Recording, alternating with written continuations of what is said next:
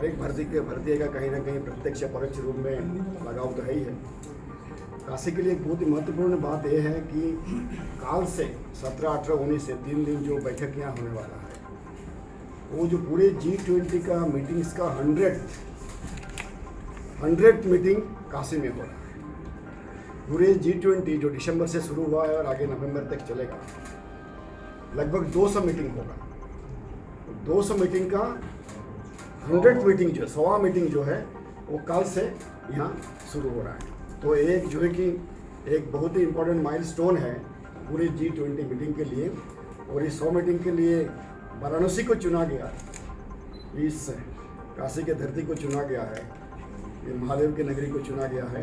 तो ये हम सबके लिए एक बहुत ही गौरव और बहुत ही आनंद की बात है। आप सब जैसे जानते हैं कि G20 प्रेसिडेंसी जब हमारे माननीय प्रधानमंत्री जैसे नरेंद्र मोदी जी बाली समिट 16 नवंबर 2022 पिछले साल लिए थे और 1 दिसंबर 2022 से आगे चलता जाएगा 30 नवंबर 2023 तक।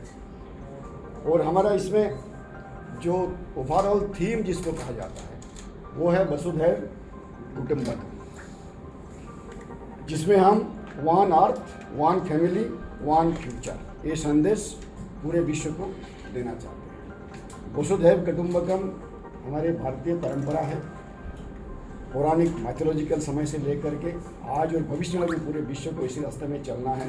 यही संदेश साल भर दिसंबर से लेकर के आने वाले नवंबर तक पूरे साल अलग अलग शहरों में, ये सारे G20 का मीटिंग लगभग 60 शहरों में होना है और 200 मीटिंग होना है जैसे मैंने आपको बताया। उसमें एग्रीकल्चर का भी मीटिंग है, एग्रीकल्चर की 4 मीटिंग होना है। आज का जो कल से जो मीटिंग शुरू होने वाला है जिसको कहा जाता है MACS, meeting of agricultural chief scientist, इसका ब्रीफ नोट मैं आप सबको दूंगा इंग्लिश वाला भी। अनोखा अवसर है कि हम G20 के जितने बड़े बड़े देश हैं उनके साथ हमारा ताल्लुकात, हमारा संबंध को और बेहतर बनाएं और हमारी जो सोच है, हमारी जो परंपरा है और हम आगे जिस तरीके से काम करना चाहते हैं ये भी पूरे विश्व के सामने हम प्रस्तुत करें। एक अनोखा मौका हमारे सामने ये G20 के माध्यम से अभी तक आया हुआ है। इसमें आप जैसे जानते हैं अलग अलग लेवल के मीटिंग होते हैं। जैसे काल से 3 दिन का हमारी जो साइंटिफिक मीटिंग, रिसर्च के बारे में, अनुसंधान के बारे में, शिक्षा के बारे में, प्रसार के बारे में हम चर्चा करेंगे। इसी तरीके से फाइनेंस में मीटिंग होता है, डिफेंस में होता है, एजुकेशन में होता है, इंडस्ट्री में होता है और अंत में जाके एक सरपास का मीटिंग होता है, फिर एक मंत्री लेवल का मिनिस्ट्रियल मीटिंग होता है और फिर हमारे माननीय प्रधानमंत्री जी बाद में सबका एक समावेश करके G20 के जो लीडर्स होते हैं उनके साथ बैठक करके इसका समापन होगा, जो जाकर के वो मीटिंग होगा सितंबर में और G20 खत्म होगा जाकर के नवंबर 2023 में। जैसे मैंने बताया कि अलग अलग मीटिंग के साथ साथ हम बाकी जो हमारे कल्चर है, जैसे बनारस में काल से मीटिंग जो हो रहा है वो तो एग्रीकल्चर चीफ साइंटिस्ट का है, लेकिन इसके साथ जो बनारस का जो कल्चर है, बनारस के जो धरोहर है, ये भी हम सबके सामने प्रस्तुत करना चाहते हैं। इसीलिए काल से जो हमारा प्रोग्राम होगा इस मीटिंग में तो होगा ही होगा, हमारा 3 एक्सकर्शन रहेगा उसमें।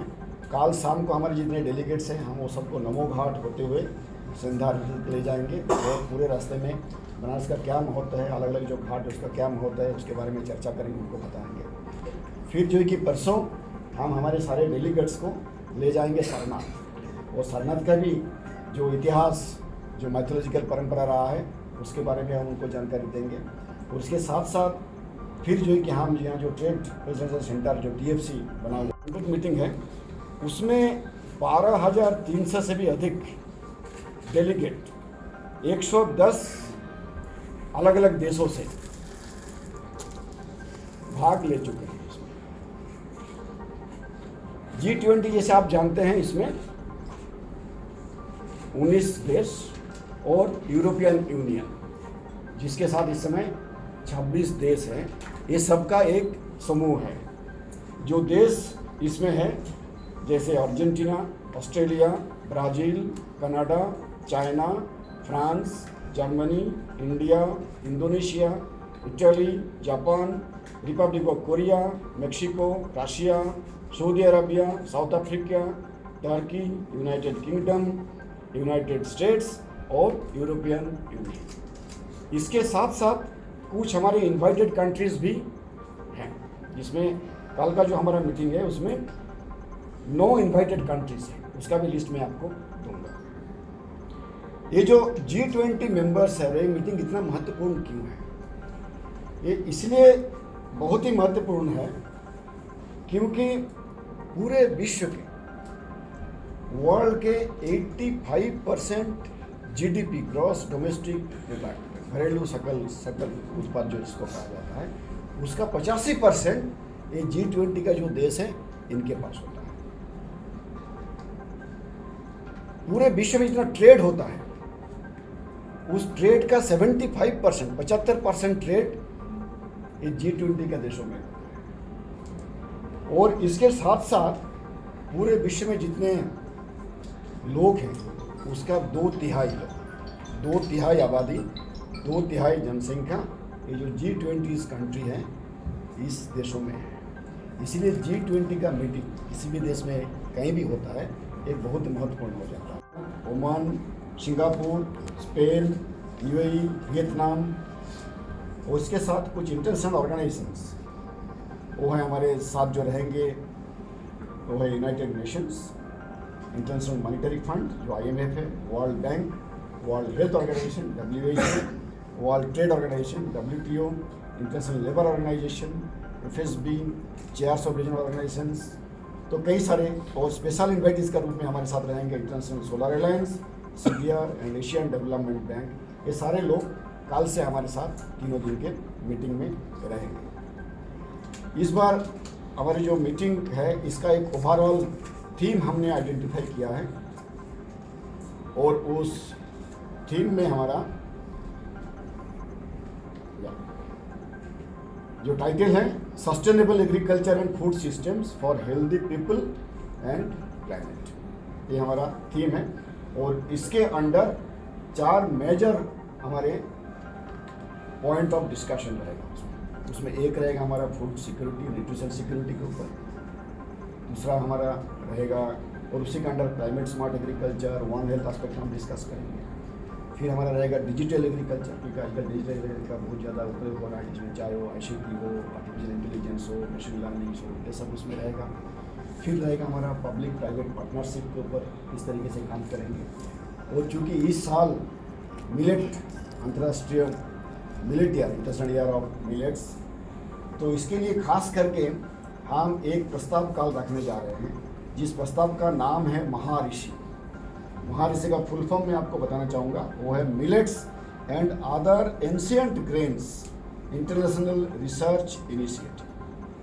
ये हम कल प्रपोज कर रहे हैं और हमें उम्मीद है कि बाकी जितने देश हैं हमारे ये प्रस्ताव को स्वीकार करेंगे और इंटरनेशनल ईयर ऑफ मिलेट्स को इस तरीके से हम इसके माध्यम से मिलेट जो हमारे एंशिएंट ग्रेन्स है हम विश्व के बाकी जो देश है वहाँ भी इस पहुँचाने का कोशिश करेंगे।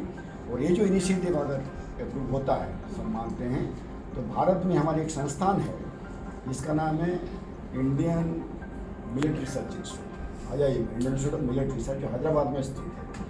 उसका ऑलरेडी हमारे माननीय प्रधानमंत्री जी ने पिछले महीने उसको एक global centre for research on millet के रूप में हम उसको डेवलप करने जा रहे हैं। और अगर ये महाऋषि प्रोग्राम भी अगर सबके सम्मति से इसका भी अप्रूवल हो जाता है तो फिर ग्लोबल स्तर पे, अंतर्राष्ट्रीय स्तर पे हमारे IIM international military research Hyderabad में मन से उजाला कर चले, मन से उजाला